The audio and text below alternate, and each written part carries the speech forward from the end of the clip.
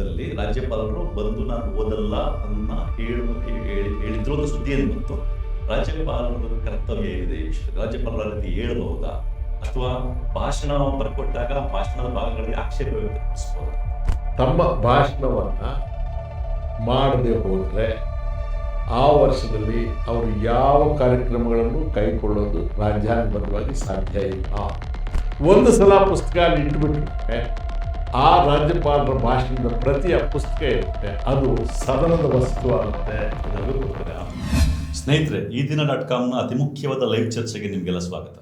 ನೀವೀಗಾಗಲೇ ಗಮನಿಸಿರ್ಬೋದು, ನಿನ್ನೆ ನಮ್ಮ ರಾಜ್ಯದಲ್ಲಿ ಮೊಟ್ಟ ಮೊದಲ ಬಾರಿಗೆ ಸಾಂವಿಧಾನಿಕ ಬಿಕ್ಕಟ್ಟು ಎದುರಾಗುವಂಥ ಸನ್ನಿವೇಶ ಬಂದಿದೆ ಅನ್ನೋ ಆತಂಕ ಸೃಷ್ಟಿಯಾಗಿತ್ತು. ಅನೇಕ ಮಾಧ್ಯಮಗಳು ಅದನ್ನ ವ್ಯಕ್ತಪಡಿಸಿದ್ವು. ಏನಂತಂದರೆ, ರಾಜ್ಯಪಾಲರು, ರಾಜ್ಯ ಸರ್ಕಾರ ಏನು ಒಂದು ಭಾಷಣವನ್ನು ತಯಾರು ಮಾಡಿಕೊಟ್ಟಿತ್ತು, ಅದನ್ನು ತಾನು ಓದಲ್ಲ, ಸದನಕ್ಕೆ ಬರಲ್ಲ ಅನ್ನೋ ಮಾತುಗಳನ್ನ ಹೇಳಿದ್ರು ಅನ್ನೋ ಸುದ್ದಿ ಬರ್ತಾ ಇತ್ತು. ಈ ರೀತಿ ಆಗಿದ್ದಿದ್ರೆ ಒಂದು ದೊಡ್ಡ ಸಾಂವಿಧಾನಿಕ ಬಿಕ್ಕಟ್ಟು ಎದುರಾಗ್ತಾ ಇತ್ತು. ಈ ರೀತಿಯ ಸಾಂವಿಧಾನಿಕ ಬಿಕ್ಕಟ್ಟು ಇತ್ತೀಚಿನ ದಿನಗಳಲ್ಲಿ, ಅಂದರೆ ರಾಜ್ಯಪಾಲರು ಮತ್ತು ರಾಜ್ಯ ಸರ್ಕಾರಗಳ ನಡುವಿನ ತಿಕ್ಕಾಟ ಏನು ನಡೀತಾ ಇದೆ, ಇದನ್ನು ನಾವು ಇತ್ತೀಚಿನ ದಿನಗಳಲ್ಲಿ ಹೆಚ್ಚಿನ ಮಟ್ಟದಲ್ಲಿ ಗಮನಿಸ್ತಾ ಇದ್ದೀವಿ ನಾವು. ಉದಾಹರಣೆಗೆ ತಮಿಳುನಾಡು ವಿಷಯದಲ್ಲದು ತಮಿಳುನಾಡಿನ ಸರ್ಕಾರ ಸುಪ್ರೀಂ ಕೋರ್ಟ್ ಮೆಟ್ಲೇರಿದ್ದನ್ನ ನೀವು ಗಮನಿಸಿದ್ದೀರಾ. ಅದೇ ರೀತಿ ಕೇರಳದ ವಿಷಯದಲ್ಲಿ ಕೂಡ ಕೇರಳ ಸರ್ಕಾರ ಸುಪ್ರೀಂ ಕೋರ್ಟ್ನ ಮೆಟ್ಲನ್ನ ಏರಿತ್ತು. ಈ ರೀತಿಯ ಒಂದು ಸನ್ನಿವೇಶ ಕರ್ನಾಟಕದಲ್ಲೂ ಸೃಷ್ಟಿಯಾಗಬಹುದು ಅನ್ನೋ ಆತಂಕ ನಿನ್ನೆ ಎದುರಾಗಿತ್ತು. ಇವತ್ತು ಜಂಟಿ ಅಧಿವೇಶನ ಶುರುವಾದಾಗ ರಾಜ್ಯಪಾಲರು ಬಂದು ಭಾಷಣ ಓದಿಲ್ಲ, ಆದರೆ ಸದನಕ್ಕೆ ಬಂದಿದ್ದಾರೆ. ಜಂಟಿ ಅಧಿವೇಶನದಲ್ಲಿ 2 ಮಾತುಗಳನ್ನ ಮಾತ್ರ ಮಾತಾಡಿ ನಿರ್ಗಮಿಸಿದ್ದಾರೆ. ಈ ಒಂದು ಹಿನ್ನೆಲೆ ಒಳಗಡೆ ನಾವು ರಾಜ್ಯಪಾಲರ ಕರ್ತವ್ಯ ಏನು, ರಾಜ್ಯ ಸರ್ಕಾರ ಭಾಷಣ ಸಿದ್ಧಪಡಿಸಿದೆ ಅಂದರೆ ಏನರ್ಥ, ಮತ್ತು ರಾಜ್ಯಪಾಲರು ಈ ರೀತಿ ತಾನು ಭಾಷಣವನ್ನು ಓದಲ್ಲ ಅಂತನೋ ಅಥವಾ ಭಾಷಣದಲ್ಲಿ ಕೆಲವು ಕಾರ್ಯಗಳನ್ನ ತೆಗೀರಿ ಅಂತ ಹೇಳಿದ್ದು ಏನು ವರದಿಯಾಗಿತ್ತು, ಈ ರೀತಿ ಹೇಳುವ ಒಂದು ಅಧಿಕಾರ ಅಥವಾ ಅವರ ಅಧಿಕಾರದ ಒಳಗಡೆ ಅದು ಬರುತ್ತೆ, ವ್ಯಾಪ್ತಿಯೊಳಗಡೆ ಅದು ಬರುತ್ತಾ, ಮತ್ತು ರಾಜ್ಯಪಾಲರು ಆಯ್ಕೆ ಆಗಿರುವಾಗ ಅವರ ಕರ್ತವ್ಯಗಳೇನಾಗಿರ್ತದೆ, ರಾಜ್ಯ ಸರ್ಕಾರದ ಕರ್ತವ್ಯಗಳು ಏನಾಗಿರ್ತದೆ, ಇವೆಲ್ಲವನ್ನು ನಾವು ಇವತ್ತಿನ ಲೈವ್ ಚರ್ಚೆಯಲ್ಲಿ ನಾವು ತಿಳ್ಕೊಳ್ಳೋಣ. ಈ ಚರ್ಚೆಯಲ್ಲಿ ಎಲ್ಲ ವಿಷಯಗಳನ್ನ ನಮಗೆ ತಿಳಿಸ್ಕೊಡ್ಲಿಕ್ಕೆ ನಮ್ಮ ಜೊತೆ ರಮೇಶ್ ಕುಮಾರ್ ಅವರು ಇದ್ದಾರೆ. ನಿಮಗೆ ಗೊತ್ತಿದೆ, ರಮೇಶ್ ಕುಮಾರ್ ಅವರು ಮಾಜಿ ಮಂತ್ರಿಗಳು, ಮಾಜಿ ಸ್ಪೀಕರ್ ಅಷ್ಟೇ ಅಲ್ಲ, ಅವರು ಒಂದು ಸದನ ನಡೆಯುವ ರೀತಿ ಮತ್ತು ಸಾಂವಿಧಾನಿಕ ಕರ್ತವ್ಯಗಳು ಯಾರ್ಯಾರ್ದು ಏನಿರ್ತದೆ, ಮತ್ತು ಒಂದು ರಾಜ್ಯ ಸರ್ಕಾರ ಹೇಗಿರಬೇಕು, ಮತ್ತು ಸದನವನ್ನು ಮುಖ್ಯವಾಗಿ ನಡೆಸಬೇಕಾದಂಥ ರೀತಿ ಏನು, ಸದನ ನಡೆಸಬೇಕಾದ್ರೆ ಅಲ್ಲಿರ್ತಕ್ಕಂಥ ಪ್ರತಿಯೊಬ್ಬರ, ಒಬ್ಬ MLA ಆಗಿರಲಿ, MLC ಆಗಿರಲಿ, ಮಂತ್ರಿಗಳಾಗಿರಲಿ, ಸ್ಪೀಕರ್ ಆಗಿರಲಿ, ರಾಜ್ಯಪಾಲರಾಗಿರಲಿ, ಪ್ರತಿಯೊಬ್ಬರ ಕರ್ತವ್ಯ ಏನಾಗಿರುತ್ತೆ ಅನ್ನೋದನ್ನ ಆಳವಾಗಿ ತಿಳ್ಕೊಂಡಂಥವ್ರು ಅವರು ನಮ್ಮ ಜೊತೆ ಇದ್ದಾರೆ. ಸರ್, ಈ ಚರ್ಚೆಗೆ ತಮಗೆ ಸ್ವಾಗತ. ಹಾಗೆಯೇ ನಮ್ಮ ಜೊತೆ ಹಿರಿಯ ಪತ್ರಕರ್ತರು, ಈ ದಿನ .comನ ಕನ್ಸಲ್ಟಿಂಗ್ ಎಡಿಟರ್ ಆದಂಥ ಹಾಗೂ ದೆಹಲಿನಲ್ಲಿ 27 ವರ್ಷಗಳ ಕಾಲ ಪ್ರಜಾವಾಣಿ ಸೇರಿದಂತೆ ಅನೇಕ ಪತ್ರಿಕೆಗಳ ದೆಹಲಿ ವರದಿಗಾರರಾಗಿ ಕೆಲಸ ಮಾಡಿದಂಥ ಡಿ ಉಮಾಪತಿಯವರು ಕೂಡ ನಮ್ಮ ಜೊತೆ ಇದ್ದಾರೆ. ಸರ್, ತಮಗೂ ಈ ಚರ್ಚೆಗೆ ಸ್ವಾಗತ. ಮೊದಲನೇದಾಗಿ ಸರ್, ಈಗ ರಾಜ್ಯಪಾಲರು ಬಂದಿದ್ದ ವಿಷಯ ಏನು ಅಂತಂದರೆ, ರಾಜ್ಯಪಾಲರು ಈ ಭಾಷಣವನ್ನು, ರಾಜ್ಯ ಸರ್ಕಾರ ತಯಾರು ಮಾಡಿದಂಥ ಭಾಷಣವನ್ನು ಓದಲಿಕ್ಕೆ ನಿರಾಕರಿಸಿದ್ರು ಅನ್ನೋ ಸುದ್ದಿ ಬಂದಿತ್ತು.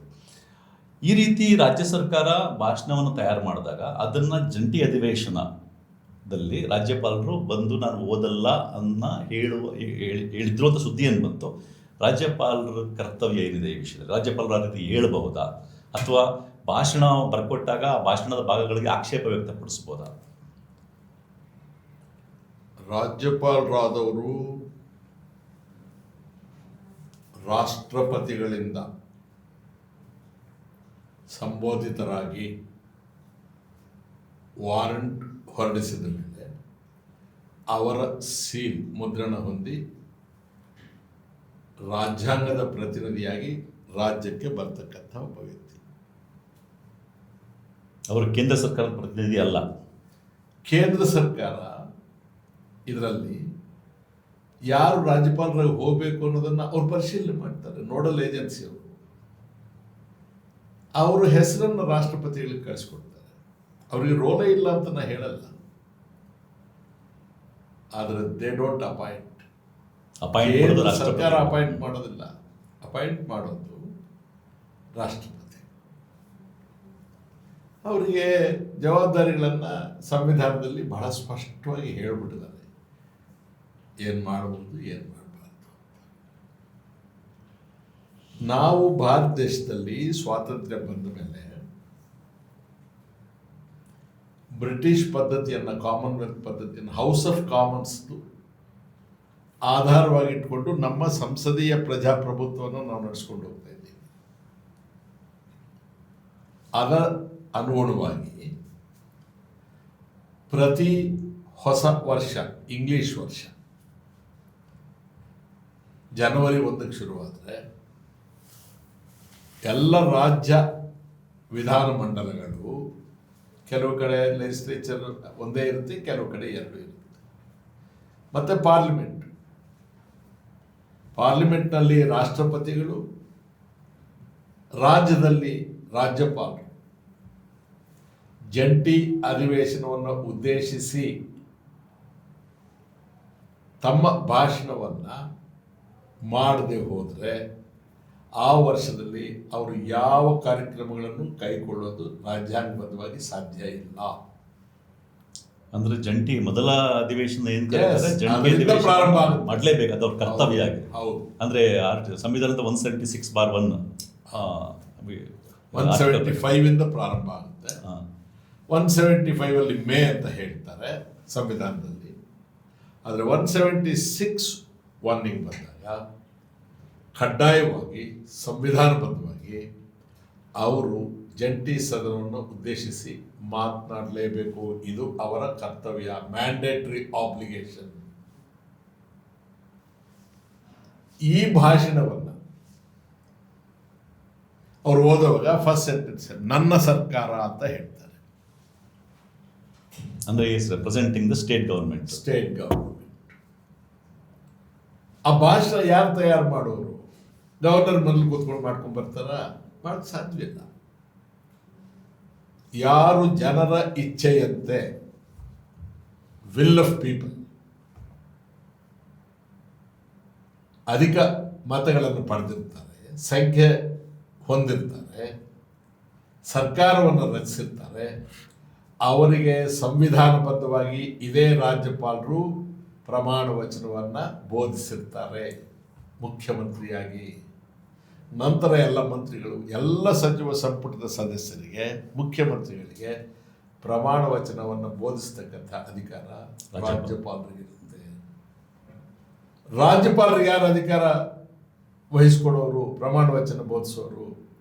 ಆ ರಾಜ್ಯದ ಮುಖ್ಯ ನ್ಯಾಯಾಧೀಶರು.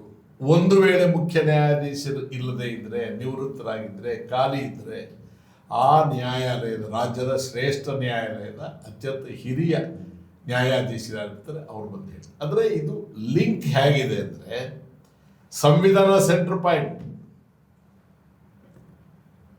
ಸಂವಿಧಾನಬದ್ಧವಾಗೇ ಬರಬೇಕು. ಅದರಲ್ಲಿ ಸ್ಪಷ್ಟವಾಗಿ ಹೇಳ್ತಾರೆ, ಈ ಭಾಷಣ ಏನು ರಾಜ್ಯಪಾಲರು ಜಂಟಿ ಸದನಕ್ಕೆ ಹೇಳಬೇಕು, ಅದನ್ನು ಅವರು ಸಚಿವ ಸಂಪುಟದವರು ತಯಾರು ಮಾಡಿಕೊಡ್ತಕ್ಕಂತಹ ಭಾಷಣವನ್ನೇ ಓದಬೇಕಾಗುತ್ತೆ. ಸಚಿವ ಸಂಪುಟದವರು ತಮ್ಮ ಉದ್ದೇಶಗಳು, ತಮ್ಮ ಸಾಧನೆಗಳು, ತಮ್ಮ ಅನಿಸಿಕೆಗಳು, ಈ ಎಲ್ಲ ವಿಚಾರಗಳನ್ನು ಸಚಿವ ಸಂಪುಟದಲ್ಲಿ ಸುದೀರ್ಘವಾಗಿ ಚರ್ಚೆ ಮಾಡಿ ಮುಖ್ಯಮಂತ್ರಿಗಳಿಗೆ ಅಧಿಕಾರ ಕೊಡ್ತಾರೆ. ಆ ಕೈರಾಗಿ ನೀವು ರೆಡಿ ಮಾಡಿ, ನಮ್ದೆಲ್ಲರದ್ದು ಒಪ್ಪಿಗೆ ಇದೆ, ನಿಮಗೆ ಆ ಅಧಿಕಾರವನ್ನು ಕೊಟ್ಟಿದ್ದೇವೆ ಅಂತ. ಕರಡು ತಯಾರಾದ ಮೇಲೆ ಇದು ರಾಜ್ಯಪಾಲರಿಗೆ ಹೋಗಬೇಕಾಗುತ್ತೆ.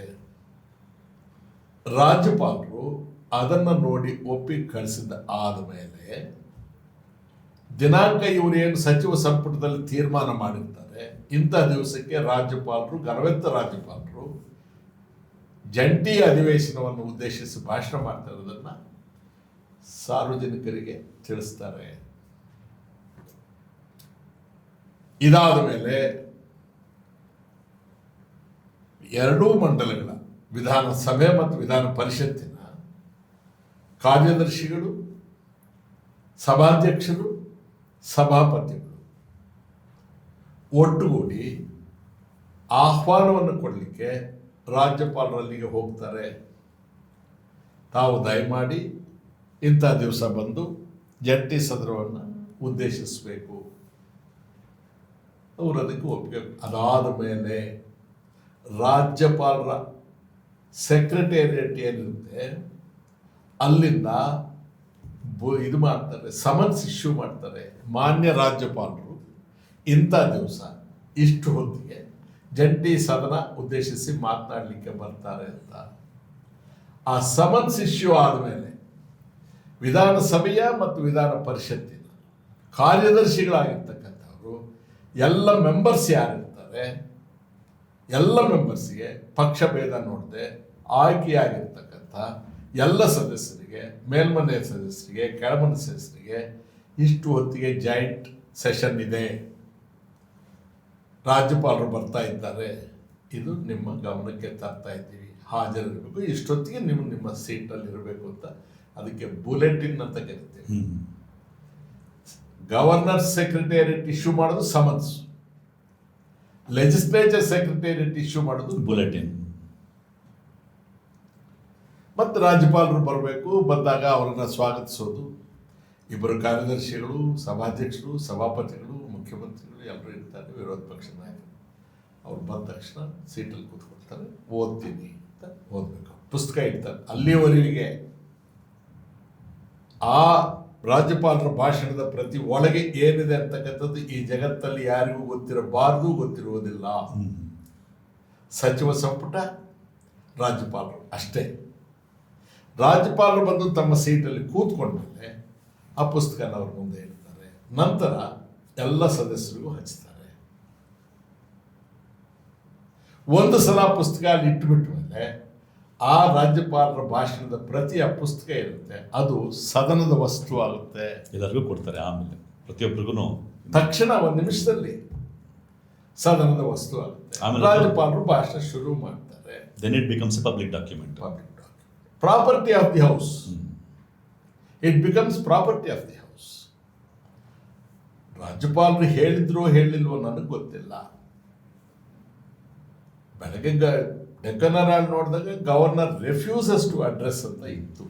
I am only going by that. ಒಂದು ವೇಳೆ ಅವರು ಆ ನಿರ್ಣಯ ತಗೊಂಡಿದ್ದರೆ ಬಂದು ಹೋಗಿದ್ದಾರೆ, ಈಗ ದಟ್ ಡಸಂಟ್ ಅರೈಸ್. ಅವಾಗ ತಾವು ಹೇಳಿದಂತೆ ಕಾನ್ಸ್ಟಿಟ್ಯೂಷನಲ್ ಕ್ರೈಸಿಸ್ ಆಗ್ತಾ ಇತ್ತು. ಯಾಕೆಂದ್ರೆ ರಾಜ್ಯಪಾಲರು ತಮ್ಮ ಸಾಂವಿಧಾನಿಕ ಕರ್ತವ್ಯದಿಂದ ವಿಮುಖರಾದಂಗೆ ಆಗ್ತಾ ಇತ್ತು. ಈಗ ಸೆಕೆಂಡ್ ಆಸ್ಪೆಕ್ಟ್, ನಾನು ಕೆಲವು ಪ್ಯಾರಾ ಸಬ್ಜೆಕ್ಷನಬಲ್ಲು, ನಾನು ಅವುಗಳನ್ನು ಓದೋದಿಲ್ಲ. ನೋ, ಅಂದ್ರೆ ಮಾನ್ಯ ರಾಜ್ಯಪಾಲರೇ, ರಾಜ್ಯ ಸರ್ಕಾರ ಸಿದ್ಧಪಡಿಸಿ ನಿಮಗೆ ಓದಲಿಕ್ಕೆ ಕೊಟ್ಟ ಭಾಷಣದ ಮಧ್ಯೆ ರಾಷ್ಟ್ರ ವಿರೋಧಿ,